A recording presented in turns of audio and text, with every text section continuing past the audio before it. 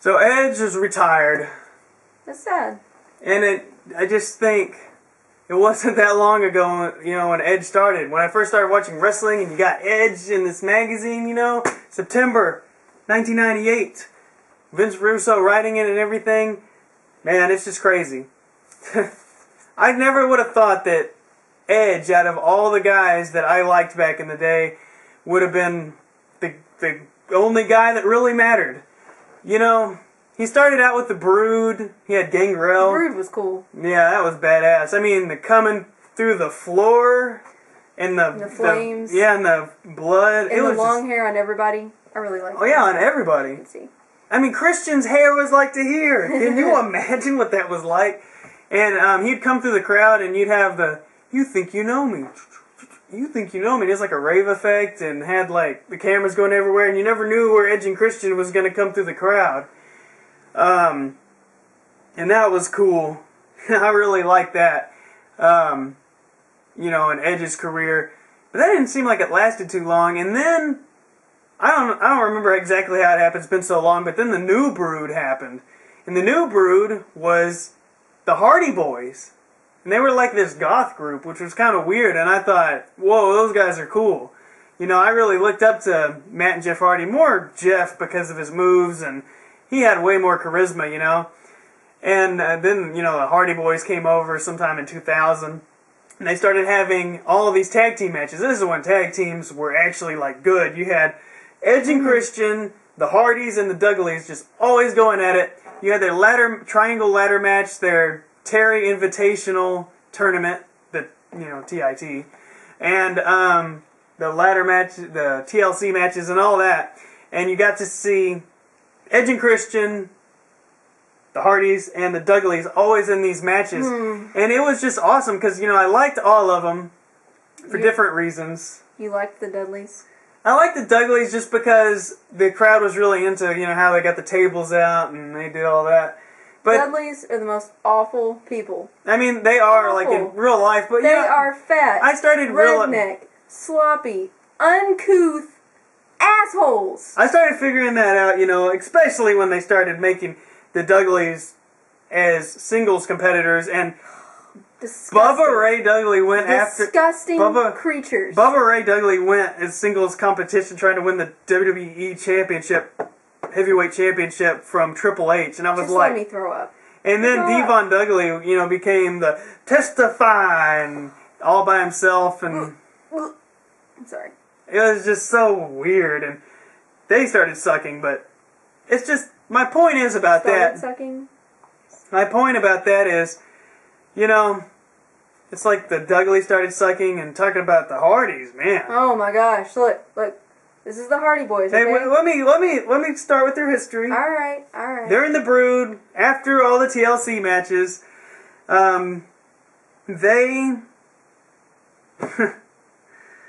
Wow. They started their singles competition. Abused their bodies, threw tables, threw chairs, flying off stuff. Jeff Hardy had a good actual feud with Undertaker, which was like a premonition. You never seen him have a singles competition. He had that ladder match on Raw with the Undertaker, and you just knew one day he would become champion. And I never thought it'd happen because he was always like light heavyweight champion, but then it did. It did. And Matt Hardy was version 1, and the Mattitude Facts, and the MFers. And all through this, Edge took the least risks.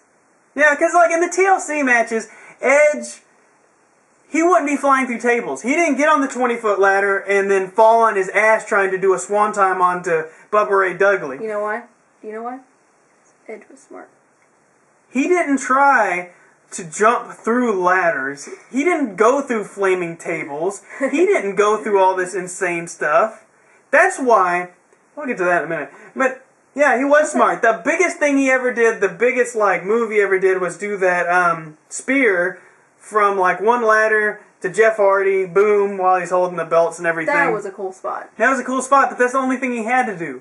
It's the only thing he had to do because he was smart and he knew to protect his body. Matt and Jeff Hardy did not. It's unfortunate though because now he's the one that has to retire. But you know what? He's probably going to have a much happier life. Yeah. From now on than anyone else could possibly have. Money-wise, financially, physically, emotionally. Because, really, can I do it now? Okay. You want to talk about... Well, alright, now we're at the point... I know I've kind of like skipped around and everything. Edge, you know, he protected himself. He did the singles competition. He rose up through the ranks. And, you know, he's pretty much in good condition. But everybody else is always going through tables. They started getting fat and not taking care of themselves. Jeff Hardy's taking drugs. Big time. And Matt Hardy's getting fat and getting depressed. And his mic skills still suck. They've always sucked. They still suck. They'll never be good. That's an unfortunate fact for him. Sorry, dude. You just don't have it. You know, you're good with the Hardy Boys tag team, but that tag teams can't go along forever because Jeff is better than you, even though he's a huge-time drug addict and killed TNA single-handedly. Now, please show me your representation of... Show me Jeff Hardy's career. Okay. You got TLC, he's going up, he's going to become champion, and then he's getting caught with drugs a little bit, starting to hurt himself, and what happens to his career? Alright, Matt Hardy. Then he explodes. As we saw in the TNA, what was the horrible thing that happened? Some kind of pay-per-view. I don't know what it's called. That was the epitome of the... Yeah, the Good now. 10-second match. Alright, and then Matt Hardy, he becomes the version 1 mid-carder, and he never gets a championship match because he sucks, right? Alright. And now he starts, like, making YouTube videos while he's in WWE. And now he goes to TNA, and he continues to make videos. Oh no, and then he starts pissing people off at WrestleMania after party while he's in TNA. Do you think the Hardy Boys will ever get in the Hall of Fame? No. Honestly, look, I'm sorry to say this because I don't like to talk about like this. This is real serious, but I honestly think that these guys are on such a like self-exploding path that Downward spiral. I really expect one of them to not be with us in the next 5 years. I mean, I really do hate to say that, but we've seen it over and over again. How many times have we seen this with wrestlers that just can't get away from the drugs and can't get away from anything and are just like imploding on themselves? How many times have we seen it? I mean, like out of all these guys, Edge is really the only one that's centered. The Dudley boys should have retired a long time ago. The only reason they're still wrestling in TNA is because they can't give it up. They are becoming the wrestler, like the movie. Yes, which was so true and so sad. And Matt Hardy. What the hell, dude? Oh my gosh. We would all like to see, you know, them like redeem themselves, but really. It's like it's depressing. Seeing like everything they went through. I mean, all the matches they had. Like, all these guys. Because I always group them together, like I say, because, you know, when I grew up watching wrestling, they were the new, young talent. You know, and I was like, man, who's going to be the top of the company? I never thought it would have been Edge, because me, being a stupid wrestling fan at the time, thinking, oh, whoever goes through the most amount of tables is the most awesome, or whoever jumps the highest or whatever. But really, I was wrong. Because all those guys ended up sucking and almost killing themselves. And the guy who protected himself, the guy who was smart, the guy who didn't have to jump off of 10 ladders, the guy who was smart enough to know that doing a promo can be more important than jumping through a flaming table. Yes, he did have a match with Mick Foley at one of those WrestleManias, and it was a hardcore match, but you know what? For some reason, you know that match means a lot, and it's like, whoa, it's like better than any other hardcore match you've ever seen. You know why? Because he never did it. And then when he finally did do the thumbtacks, when he finally did do the fire, you were like, oh my god. Because it was something you've never seen. Yeah. It's like if somebody bladed today in WWE, it would mean something. I thought somebody bladed the other day. Okay. Sorry. Sidetrack. No, nobody bladed. Okay. Somebody got hit in the head with a steel chair. Oh, okay.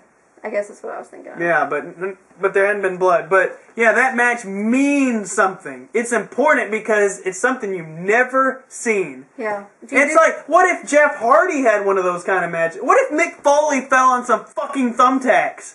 You think anyone would care? No, because we've seen it. We'd probably just roll our eyes and say, good God, this guy is going to die. And you'd feel sorry for him. That's the way I feel every time I see Mick Foley in a match. I feel sorry for him because I know he's going to be dead. That guy is not going to be able to retire. He's abused his body too much. And people like Edge should be a role model for all these other superstars. They don't have to do all that crazy stuff. Because and they have talent. If they do crazy stuff like John Morrison that is safe and he's not killing himself. Yes, John Morrison's doing a million flips, but guess what? He lands on his feet every time. Mm-hmm. It's not like he's falling on his back, like straight on cement. There's a difference in doing like flips and athletically talented Besides just stuff abusing your body. and like falling and hitting the concrete. I mean, that's only interesting like the first, I don't know, 2 times you see it. Right. After that, it's just... And like now, like I was telling Chronix the other day, like I am so sick of Money in the Bank matches. They're awful now. At least they didn't do it at WrestleMania. Yeah, I know. They were cool back then, but now I'm like, oh, there's a ladder. Oh, look, there's a guy going after it. Oh, gee, I bet some guy's going to knock him off the ladder. Hey, I got to go up the ladder. Hey, you just hit me with a chair, but hey, hold on to the ladder while I climb up. Oh, I can't unhook it. For 10 minutes I tried to unhook it. Okay, sorry. We kind of but get back to Edge. Yeah, I don't know if I really have anything else to say about Edge. It's just so sad. I mean, Well, I hope though. I do hope that maybe he'll do like the Shawn Michaels thing or the Steve Austin thing. Come back in like where, 5 years. Yeah, he goes and he takes care of himself and recovers and spends some time with his family, which everybody deserves. These wrestlers really, they don't get any time with their family. Yeah. So it's nice, maybe retire. He said he's going to go eat ice cream. That's always fun. And do stuff like that, and then take a break, and then come back and maybe have a limited schedule and be able to kind of enjoy his life. I think that would be nice for him. Yeah, and one day be in the Hall of Fame. Yeah. And hopefully not the year after he retired. I love Shawn Michaels, but I just don't think that they should have put him in the Hall of Fame like right away.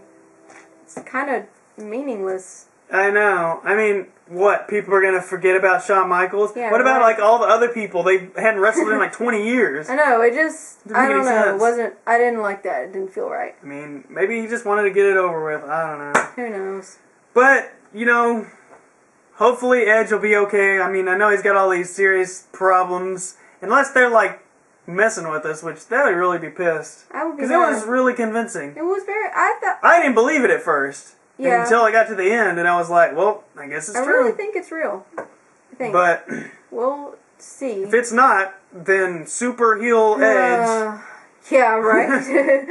Once again, we'll come back and be hated by everyone. I mean, yeah. But I guess I don't have anything else to say. Hopefully, he does good. Hopefully it's not as bad as it seems, and he won't be paralyzed.